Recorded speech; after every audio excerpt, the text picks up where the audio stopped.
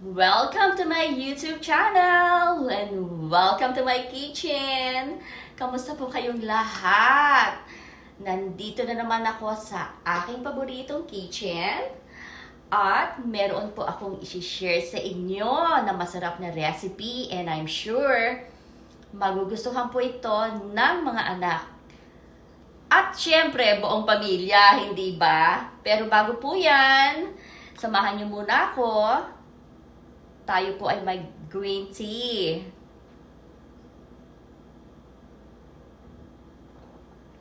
Alam na ninyo ang signature. White teacup, white shirt, white headband. Okay, alam po ba ninyo itong recipe na i-share ko sa inyo? Napakadali, napakasimple.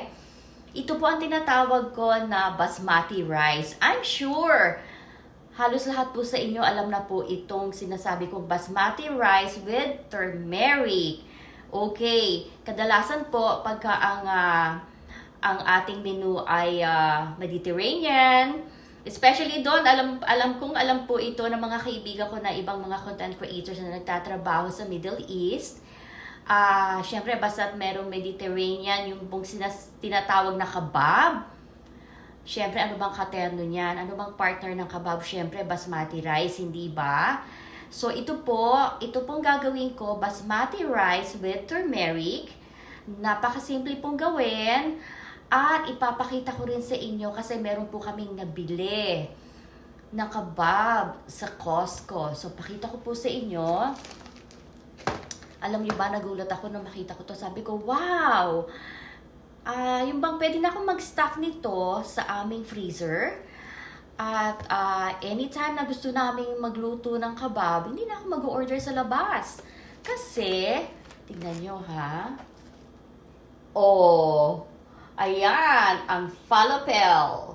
This is from the Falafel Company. Beef kebab. Ang sarap po nito. Actually, natikman na namin to one time. So, what I did is we went back to Costco. Sa Costco po namin to nabili. We went back to Costco. At sabi ko, it's better to stock ng kebab sa aming freezer. Kasi most of the time, meron kaming bisita. So, napaka-bilis na makapag-prepare ng ihahanda sa bisita pagka yung madalian lang, hindi ba? So, ito ang kailangan lang nito. Iinit lang to sa oven or even in the microwave, pwede na po to at ready na ang ating kakainin. So ngayon, ang ipapakita ko sa inyo kung paano ko po ginagawa ang basmati rice with turmeric. Pero bago po yan, samahan niyo ulit ako na mag green tea. Okay, so mag-umpisa na po tayo at ipapakita ko po sa inyo kung ano ang mga ingredients na napakasimpleng ingredients lang. At ito po yung paraan na tinatawag ko na madali ang paraan, okay? Syempre, most of the time, pagka nag-share ako sa inyo ng mga bagong recipe, ayoko kayong pahihirapan. Gusto ko yung pinakamadali talaga. Yun ang parati natin gagawin dito, yung pinakasimple, pinakamadaling recipe na kayang-kayang gawin ng mga nanay na talagang alam kong busy araw-araw. Okay, so pakita ko na po sa inyo. Ito na po ang mga ingredients na gagamitin po natin sa paggawa ng basmati rice with turmeric. Siyempre, unang-una ang basmati rice natin. Dahil kung wala yan, wala tayong lulutuin. Ang ginagamit ko pong brand, yan pong brand na yan, Royal Basmati Rice. Ang susunod po ay cooking oil. Any type of cooking oil po pwede po. It's your preference. Ayan po. Kung ano pong oil meron kayo sa kitchen, wag lang baby oil. Siyempre, wala naman sa kitchen ng baby oil, ano. So, any cooking oil, pwede nyo pong gamitin. Pinatatawa ko lang kayo, ha. Of course, kailangan din po natin ang sea salt. Ang sea salt po, yan po talagang ginagamit ko. Pero kung ano pong merong salt kayo sa bahay, pwede rin po yan.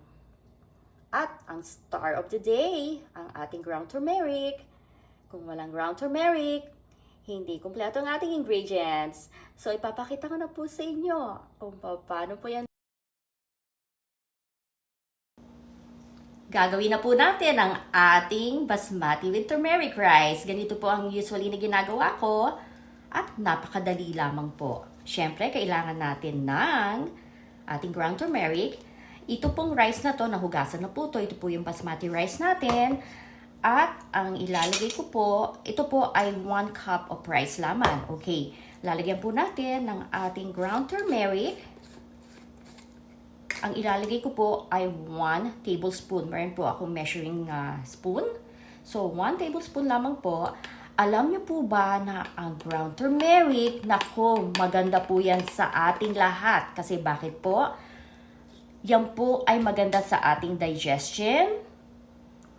At anti-inflammatory po. Ito pa ha, improve liver function, help prevent Alzheimer's disease. Okay. Mimix ko po muna siya. Mix lang po natin. At isa pa po ha, natural painkiller po yan. Pagka meron pong mga masasakit sa inyo, mga buto-buto ninyo, masasakit, mga kasukasuan ninyo, wag po muna kayong iinom ng mga painkiller. Na alam naman ninyo na masama po yan talaga. Too much painkiller po ha, tandaan nyo. It could lead to kidney trouble po ha. Kaya mag-iingat sa too much pag-take po ng painkiller. Hanggat maaari, kung meron kayo nalalaman ng mga home remedy, sa mga sakit-sakit ninyo, mga pain ninyo, home remedy po ang ating gagawin parate. Okay. So, at known as natural antidepressant po itong turmeric natin ha. Actually, ang turmeric not natin, but ang turmeric po. Known as natural antidepressant. Kung medyo feeling down kayo, medyo nalulungkot siguro, maganda po kung gawa kayo ng turmeric drinks, ano? Yung bang half a teaspoon siguro in a hot water para bang gawin ninyong parang coffee ninyo. Yun po ay talagang makakatulong. At isa pa, pero teka muna ha, lalagyan muna natin siya ng ating olive oil. Lalagyan natin ng olive oil siguro po 2 tablespoon of olive oil po. Ayan. And then we're going to mix it again. At yun nga, isa pang napakagandang health benefits po nitong turmeric. It actually increased brain function. Ayan. Yan po ang talagang kailangan natin, lalo na po sa mga nagkakaedad. Nagiging malilimutin na. Kaya wag po ninyong iaalis sa inyong diet ang pag-inom po ng turmeric. Siguro mga once a week pwede na. So, ito naman, lalagyan natin ngayon siya ng sea salt. Okay, bakit sea salt? Kasi syempre, well, ako sea salt kasi ginagamit ko. So, kayo po, depende po kung anong salt ang ginagamit nyo, pwede na rin po yun. Kaya sabi ko nga, kung ano yung meron kayo sa inyong kitchen, yun ang gamitin ninyo. Diba? Gagawin natin madali ang ating ingredients para sa lahat. Ayan. So, ayan, na-mix ko na pong lahat. Kompleto na ang nailagay nating ang ingredients na nilagay natin. Nandiyan na lahat. Siyempre, hindi ito maluluto kung walang water. Kaya lalagyan ko na po ito ng water at ilalagay ko na po sa ating rice cooker. At ipapakita ko po sa inyo mamaya pagka naluto na po siya. Ito na po ang ating beef kebab. Ayan po, tignan naman ninyo yung tomatoes natin, oh. Wow, mukhang ang sarap po talaga, no? Okay, plating na po tayo ngayon. Ito yung basmati with turmeric rice na niluto ko po kanina. At ayan na po ang ating beef kebab with our tomato. Bon appetit! And thank you for watching po. At don't forget po to click like, comment, and share my video.